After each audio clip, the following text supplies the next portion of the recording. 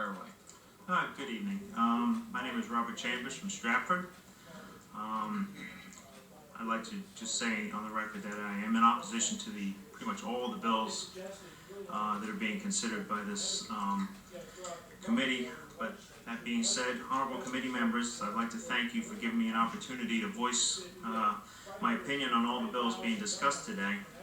I sincerely hope that the legislators here in Hartford will move more cautiously and conservatively than did their counterparts in New York State and Albany, who in their rush to do something, just anything, have created a massive legal problems for the residents in that state, as well as their law enforcement community, who are covered by the same ill-conceived laws, rushed into force in the middle of the night. And I expect the citizens of New York will bring federal court proceedings questioning the constitution of these laws, and I will applaud their efforts. I'm sure you have heard many arguments regarding why banning standard capacity magazines is wrong, why banning firearms on the basis of cosmetic features is wrong, gun-free zones. Well, they've been covered by people much wiser than I, so I won't talk about them. I'm here to tell you a little story, a story with a warning. I was born in England many years ago. When I was 11 years old, my grandfather let me shoot his .410 shotgun on some woodland near the house. This was my first exposure to a firearm. In those days, in England, you were required to obtain a gun license from your local police constabulary. Were required to keep the arms in a special magazine, locked up with the ammunition, and the police could come by whenever they felt like it and have a look and then make sure everything was legit. My father's work sent us to live in Texas, and we immigrated to Texas. Then we lived in Maine, and when I graduated from college, I eventually settled down to live and raise a family in the lordship area of Stratford.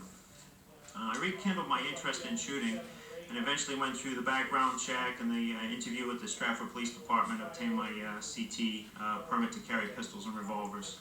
I purchased a couple of handguns and now shoot in a Wednesday night pistol league at the Bridgeport Rifle Club.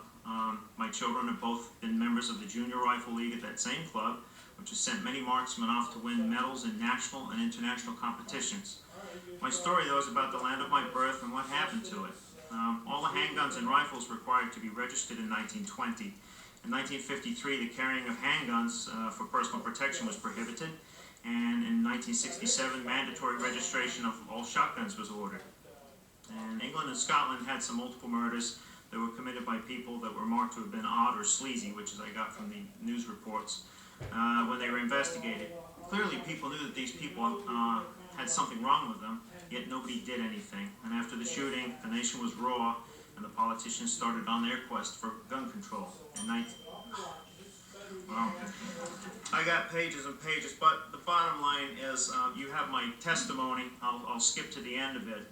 There's a chart that I include in my testimony that you'll see. I got that from a British newspaper based on the EU designation that the last year that was available, the United Kingdom had 1,158,957 violent crimes. For the UK population, it works out to be 2,034 violent crimes per 100,000 residents. Compare this to the United States, where violent crime per 100,000 residents is only 466.